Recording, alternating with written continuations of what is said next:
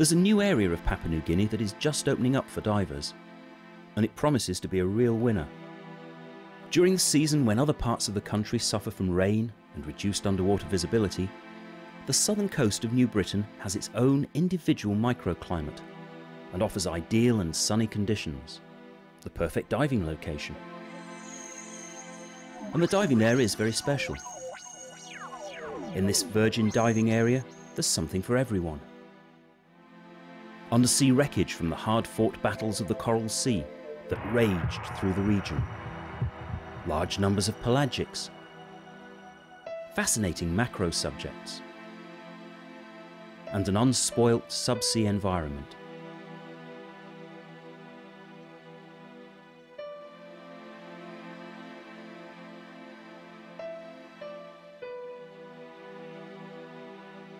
Leaving the smoking volcano of Rabaul behind, first stop is the Duke of York Islands. Here, as everywhere along this rarely visited coast, the arrival of a dive boat is a major event for the villagers. Trading with the occasional visiting ship has been a way of life ever since the first schooners sailed through these waters. Fresh vegetables and fruits from village gardens are sold or bartered in what can often become a floating stern-of-boat market. One of the signature dives of these islands are 2 Japanese tanks. These are miniature 2-man tanks, specially designed for jungle warfare. The wooden barge on which they were being carried was sunk in a bombing raid and has long since rotted away.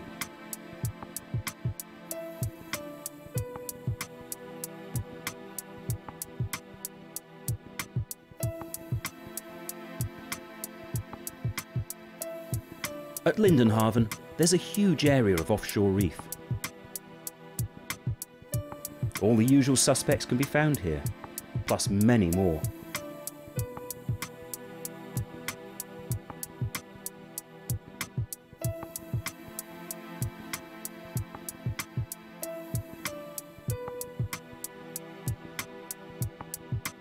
Drift over reef tops, rich with coral and schools of tiny fish.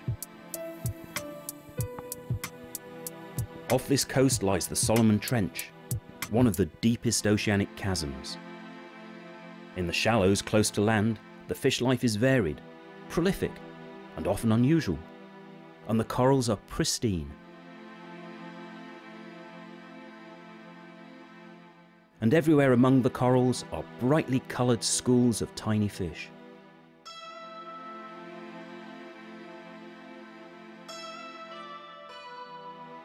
There are sheer walls too.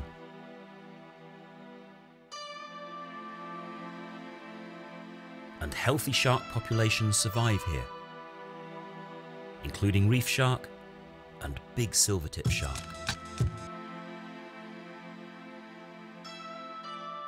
It's a photographer's dream.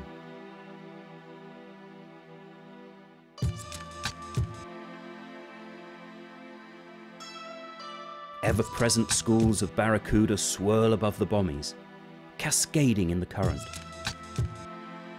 On some dives, the action is electric.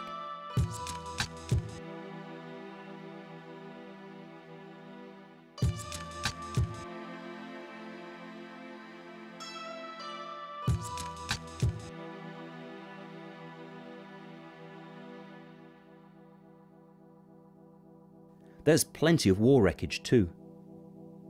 This float plane, though upside down on the seafloor, is still totally intact.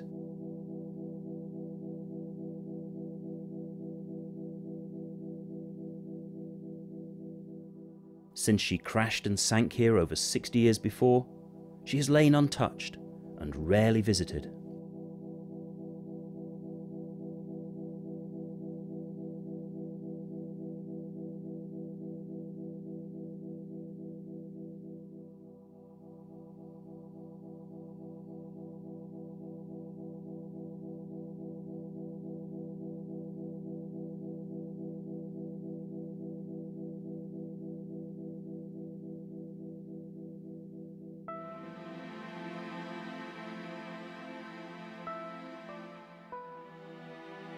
In the clean, clear waters inside the reef, there's amazing fish life, and the opportunities of a lifetime for photographers and videographers.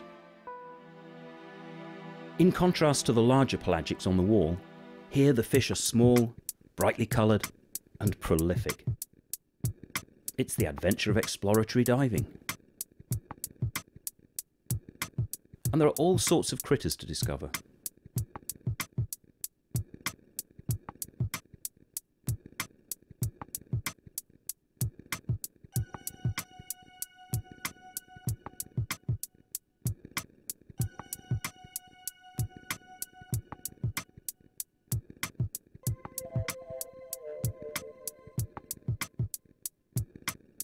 Who knows what other secrets and surprises the area will reveal as it gets better known.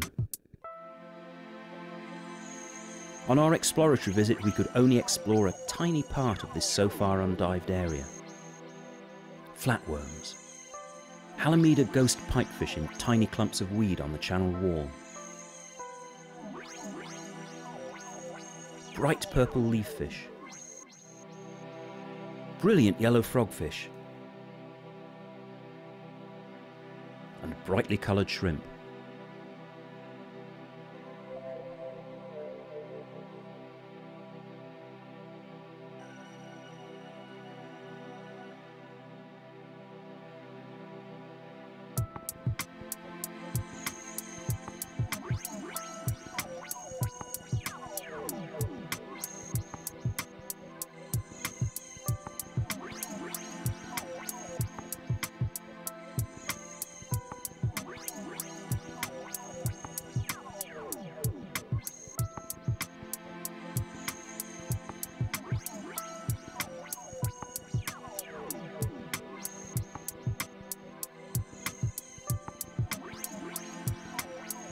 And there are the strangest of crabs.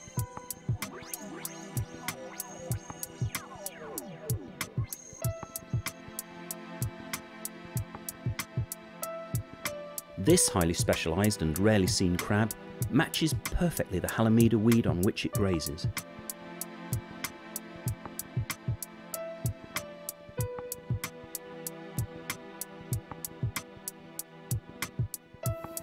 Gardens of soft coral are also worth closer inspection.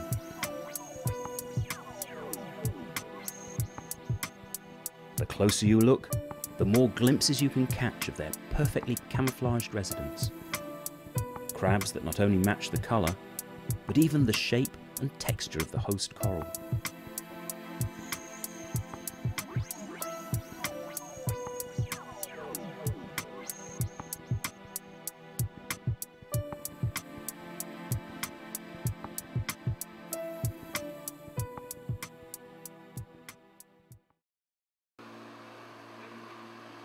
Another highlight of the area is to dive the inland blue hole, way up the River Isis, encircled by dense jungle.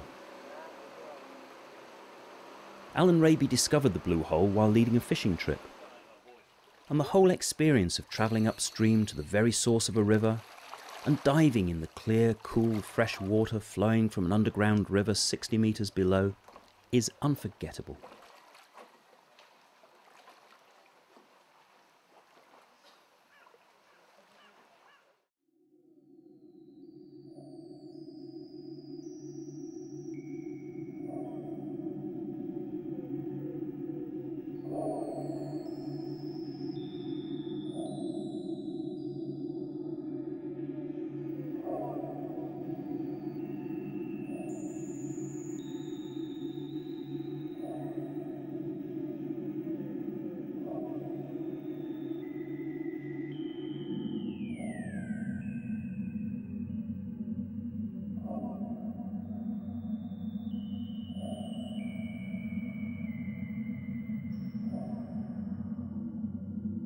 It's a rare privilege to be a part of a crew that explores a previously undived area.